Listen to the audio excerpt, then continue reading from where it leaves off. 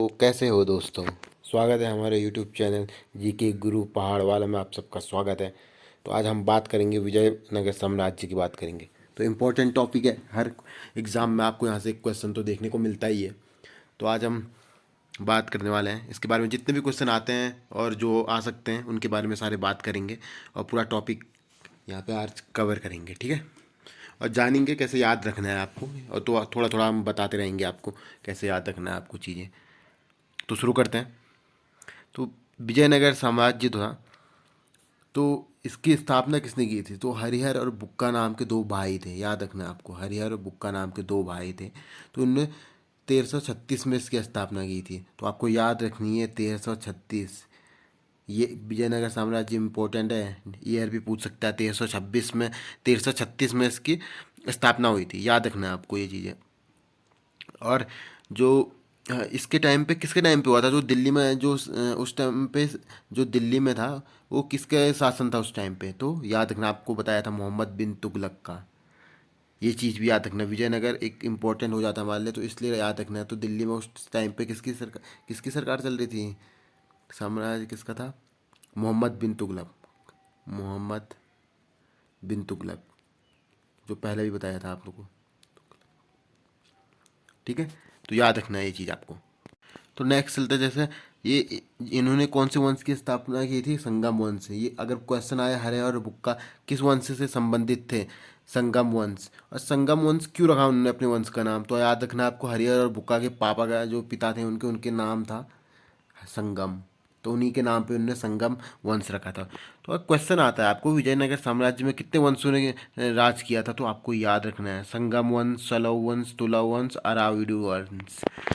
चार वंश याद रखना है, क्वेश्चन ऐसे पूछा जा सकता है कितने वंशों ने शासन किया था। तो चार याद रखना है आपको, चार वंश थे विजय नगर के। तो सबसे पहले संगम आता है और लास्ट आराविडु आता है, ठीक है। और जैसे हरिहर बुक्का से पहले कौन बने थे, याद रखना आपको, हरिहर राजा बन जाते हैं, ठीक है। आपको ये चीज़ भी याद रखना है। और एक एक और क्वेश्चन आ सकता है यहाँ से, जो हरिहर और बुक्का ने जब इसकी स्थापना की थी, तो ये किससे प्रेरणा, इन प्रेरणा किससे ली थी? तो एक संत थे, विद्यारण उदाहरण विदारण, एक संत थे, इनसे उन्होंने प्रेरणा लेके ये विजयनगर साम्राज्य की स्थापना की थी। तो याद रखना है, मतलब कि किसी से विद्या ली है, तो विद्या से याद रखना है आपको, विदारण। याद रखेंगे, एक संत थे, ठीक है। तो अगर क्वेश्चन आता है किस संत से इन्होंने प्रेरणा ली थी हरिहर और बुक्का ने, तो विदारण। याद याद रहेगा आप थोड़ा सा। तो नेक्स्ट चलते हैं हम, हरिहर और बुक्का पहले वारंग के कार्ति, हाँ, तो ये क्या थे? काकतीय वंश था। तो काकतीय वंश के प्रताप रुद्रदेव थे, इनके सामंत थे पहले, ठीक है। हरिहर और बुक्का, क्वेश्चन आ सकता है किस शासक के थे? काकतीय, काकतीय वंश के शासक के, ठीक है। तो आपको काकतीय याद कैसे रहेगा? आपको दो भाई थे अपने, काका जिसको चाचा बोलते हैं हम, तो काका के वहाँ काम करते थे और उनको गुस्सा है, उसको निकाल दिया, तो इनने अपना साम्राज्य बना दिया। ऐसे करके याद रखिए, काकतीय वंश के रुद्रदेव, गुस्से से रुद्र याद रखिए, ठीक है। दोनों भाइयों को निकाल दिया, तो याद रहेगा काकतीय वंश पहले वहाँ पे थे। तो नेक्स्ट चलते हैं हम, जो इम्पोर्टेंट है हमारे लिए, इटली के यात्री थे एक निकालो कांटी करके, निकोलो कांटी, कांटी ऐसे लिखा जाता है, ये थोड़ा सा मिसप्रिंट हो गया, कांटी, ठीक है। जो निकोलो कांटी थे, ये इटली के एक यात्री थे जो देवराय प्रथम के दरबार में आए थे, ठीक है। देवराय प्रथम। अब देवराय प्रथम एक यहाँ पे संगम वंश के राजा थे, जो बहुत प्रतापी थे और इनके फेमस राजा थे, ठीक है। तो जो निकोलो था, आप याद कैसे रहेगा किसके दरबार में आए थे? क्वेश्चन आ गया आपको, तो आपको याद रखना है देवराय। देवराय से देवराज का नाम है, देवराज इंद्र है, इंद्र का एक दरबार था, वहाँ से इसको किसको निकालते कहाँ से? दरबार से निकालते थे। तो किसके दरबार था? देवराज इंद्र का। तो देवराय प्रथम याद रखिए वहाँ से। अब पढ़ना तो थोड़ा आपको पड़ेगा, थोड़ा रिलेट ऐसे ही कर सकते हैं ताकि आपको जब ऑप्शन दिखे तो आप कर सकते हैं, ठीक है। जो देवराय प्रथम थे, उनने एक इम्पोर्टेंट काम किया था, जो बांध बनाए थे यहाँ पे, तुंगभद्रा और हरिद्र नगरी। तुंगभद्रा आपको पता है, ये विजयनगर साम्राज्य हम्पी के आसपास गुजरती थी, तो इसके किनारे ये बसा है हम्पी के जो खंडर है।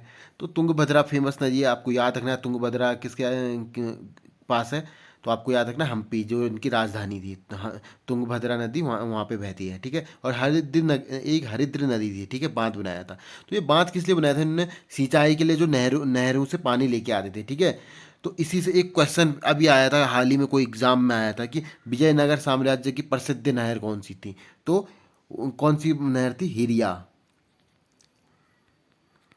ये हिरिया, इसका नाम, ये नहर का नाम कैसे पड़ा था? ये हरिद्र नगरी से निकाला, ये हरिद्र नदी से निकाला गया था, ठीक है। ऐसे करके आप याद रखिए, एक नदी थी वहाँ पे हरिद्र, याद रखना है आपको। तो वहीं से ये हिरिया नहर निकाली गई थी सिंचाई के लिए, तो इसी का नाम हिरिया पड़ा था। तो ये क्वेश्चन आ चुका है अभी एग्जाम में कि विजयनगर साम्राज्य की प्रसिद्ध नहर कौन सी? तो हिरिया। आपको ये चीज़ याद रखनी है। तो एक एक और यात्री यहाँ पे तीन चार यात्री बहुत इंपॉर्टेंट है आपके लिए, जो यहाँ पे विजयनगर साम्राज्य में आए थे, तो उनके बारे में बात करेंगे हम आगे। तो दूसरे जो यहाँ हैं, अब्दुल रज्जाक। जो अब्दुल रज्जाक थे, एक फारसी राजदूत थे। ये किसके टाइम पे आए थे? देवराय द्वितीय के टाइम पे, ठीक है। आपको प्रथम नहीं करना है, देवराय द्वितीय, द्वितीय याद रखना है आपको। ये द्वितीय थे, ठीक है। फारसी राजदूत अब्दुल रज्जाक देवराय द्वितीय के समय पे आए थे, ठीक है।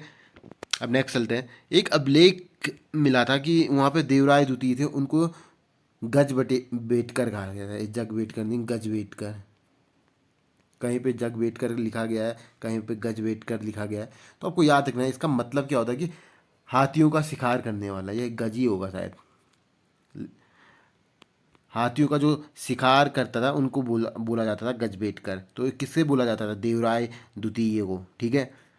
और इनके टाइम पे क्या था कि इन्होंने क्या किया था, 2000 मुस्लिमों को अपनी सेना में भर्ती कर दिया था, ठीक है। आपको याद रखना, और इनको जागीरें दे दी थी। तो आप ये किसने किया था? इनके टाइम पे फारसी राजदूत भी आया था, अब्दुल रज्जाक, ठीक है। इनने 2000 मुस्लिमों को भी सेना में भर्ती किया था, ठीक है। तो आपको याद रखना देवराय द्वितीय थे वो, ठीक है। इंपॉर्टेंट क्वेश्चन है, 2000 मुस्लिमों को किस विजयनगर शासक ने अपने सेना में भर्ती किया था? आपको याद रखना देवराय द्वितीय थे, जिनके टाइम पे अब्दुल रज्जाक आए थे। याद रहेगा। और एक क्वेश्चन और आ जाता है कि तेलुगु कवि श्रीनाथ एक तेलुगु कवि थे, तो ये किसके दरबार में रहे थे? देवराय द्वितीय के। क्वेश्चन आता है, फेमस कवि हैं, देवराय द्वितीय के दरबार में रहे थे, कुछ दिन रहे थे। तो आपको याद रखना है, ठीक है। तो नेक्स्ट चलते हैं।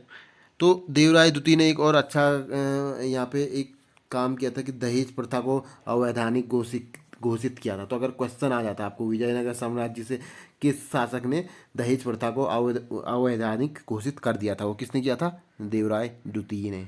देवराय द्वितीय से ये सारे क्वेश्चन आ सकते हैं, तो आपको ये नोट्स बना के चलने हैं, तो आपको ये याद रखने हैं, ठीक है।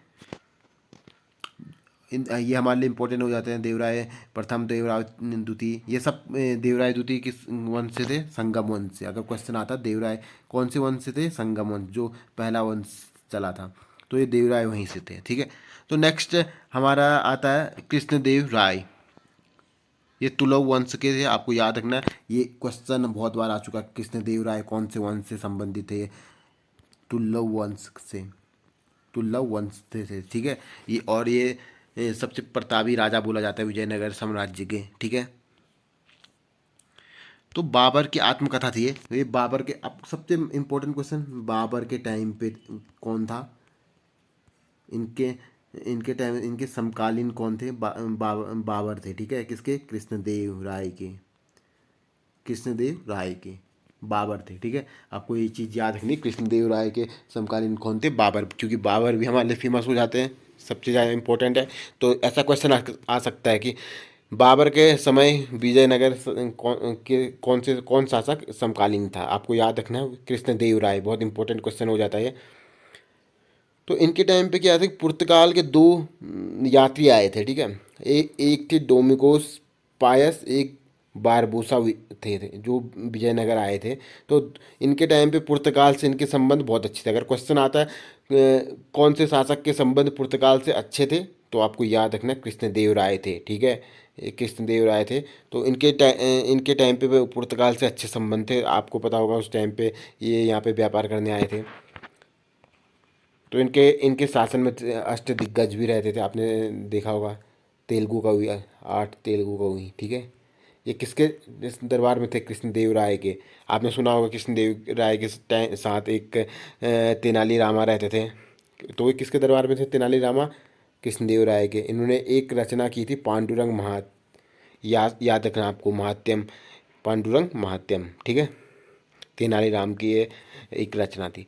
और जो यहाँ पे कृष्णदेव राय ने एक दो रचनाएं की है, बहुत इंपॉर्टेंट है, आपको ये लिख लेने हैं, आपको याद होने चाहिए। तेलुगु में किया था इन्होंने आमुत्य माल्यात के एक रचना की थी, और संस्कृत में जामवंती कल्याणम एक रचना की थी। आपको दोनों याद रहने चाहिए, और बहुत इंपॉर्टेंट है, पहले भी आ चुका है।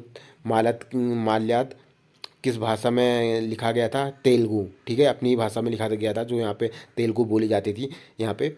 तो तेलुगु में अमुत्य माल्यात रखी गई थी, और रामवंती जो लिखा गया था वो संस्कृत में लिखा गया था। और किसने की थी इनकी रचना? कृष्णदेव राय ने, याद रखना है आपको, ठीक है। याद रहेगा। अब याद कैसे रहेगा आपको थोड़ा सा बता देता हूँ। अमूत माल्यात पूरा अगर याद भी नहीं हो रहा तो लास्ट में याद है। हम याद क्या करते रहते थे पहले? गीता को याद करते रहते थे ना, गीता, भागवत गीता। तो भागवत गीता में कृष्ण, ठीक है, कृष्ण ने उपदेश दिए हैं, तो आपको ऐसे करके याद रखना है, कृष्ण के उपदेश याद करते रहते थे हम तो। याद आमुत्य याद, ठीक है, आपको ऐसे करके याद रहेगा थोड़ा सा, ठीक है। लेकिन आपको थोड़ा सा, अगर आपने पढ़ा नहीं है ना तो आपको वो चीज़ याद ही नहीं होगा। अगर एक बार प्रैक्टिस करोगे तो आपको अपने आप आ जाएगा ये। तो थोड़ा सा देखने के बाद आपको पता चल जाएगा एग्ज़ाम में, ठीक है। थोड़ा प्रैक्टिस की ज़रूरत है यहाँ पे। तो तेनालीराम आपको बता दिया है कि कृष्णदेव राय के दरबार में रहते थे, और पांडुरंग महात्यम एक इनकी रचना थी, ठीक है, फेमस है। तो आ सकता है क्वेश्चन। तो नेक्स्ट क्वेश्चन जो पूछा जा सकता है, तो इम्पोर्टेंट है आपके लिए, कहीं पे स्टार कर लीजिए। तालीकोटा और राक्षसी तंगड़ी, ठीक है, या तो तालीकोटा बोल सकते हैं आप, या राक्षसी तंगड़ी बोलते हैं। ये युद्ध हुआ था 1565 में, ठीक है, बहुत इंपॉर्टेंट युद्ध है। और आपको ये लिख लेना है कहीं पे कि ये कब हुआ था? ये अकबर के टाइम पे हुआ था, ये भी इंपॉर्टेंट हो जाता है अगर क्वेश्चन आया, ठीक है। अकबर के टाइम, इस समय दिल्ली में अकबर का शासन था। जब विजयनगर साम्राज्य खत्म होता है, यहीं पे होता है खत्म। अगर क्वेश्चन आया विजयनगर साम्राज्य का पतन किस युद्ध में होता, तो आपको याद रखना है तालीकोटा राक्षसी तगड़ी का युद्ध, ठीक है। और इस समय शासन था अकबर का दिल्ली में, आपने देखा होगा।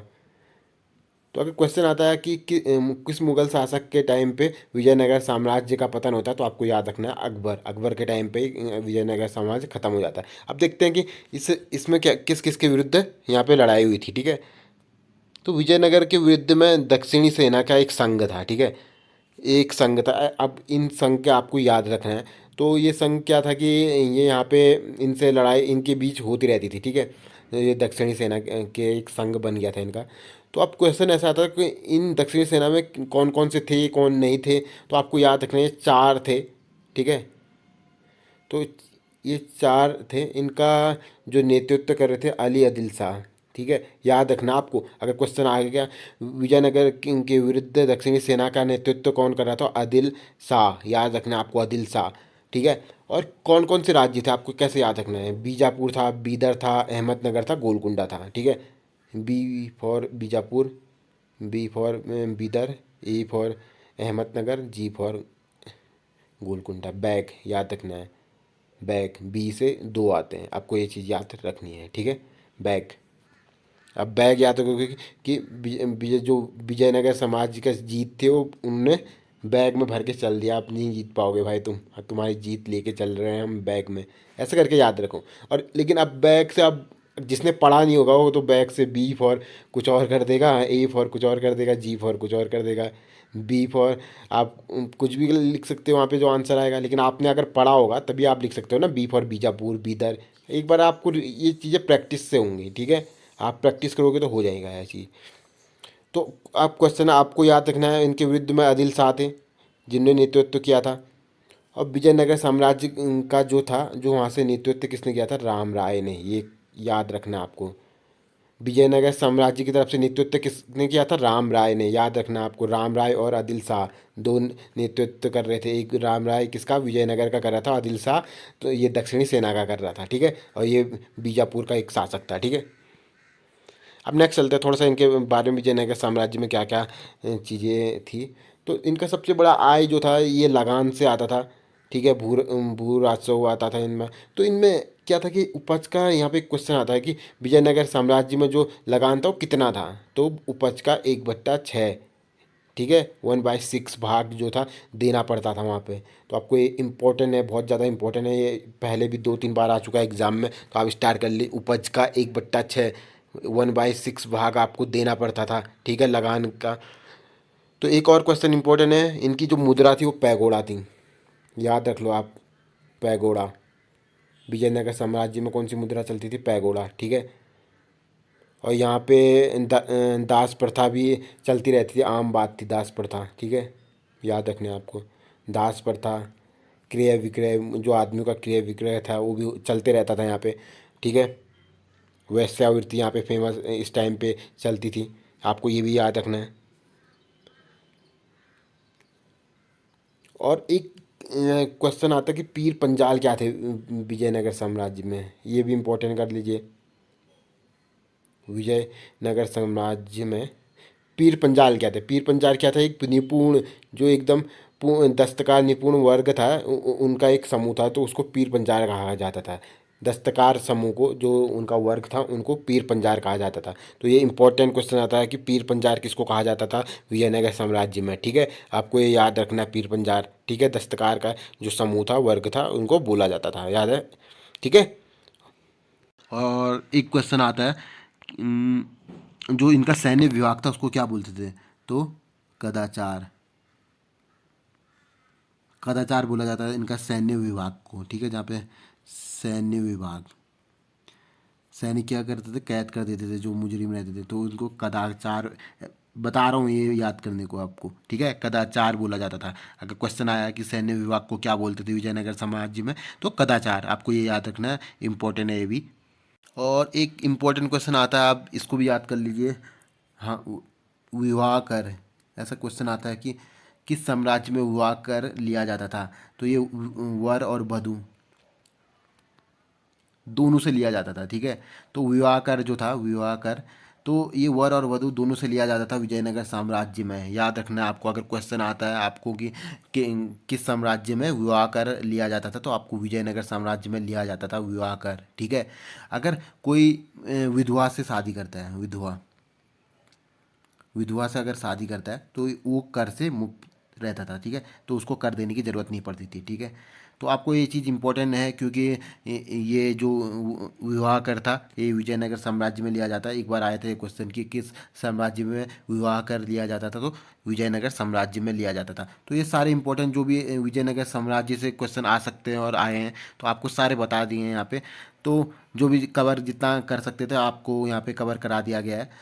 तो यहाँ पे आप एक बार रिवीजन करोगे आपको याद रहेगा, ठीक है। आपको ये याद होने चाहिए ये सारे। तो जब तभी इम्पोर्ट आपके लिए थोड़ा फ़ायदेमंद रहेगा ये। आज के लिए इतना ही, ठीक है। अगली वीडियो में मिलते हैं, और लाइक शेयर और कमेंट कर लो दोस्तों। Bye bye.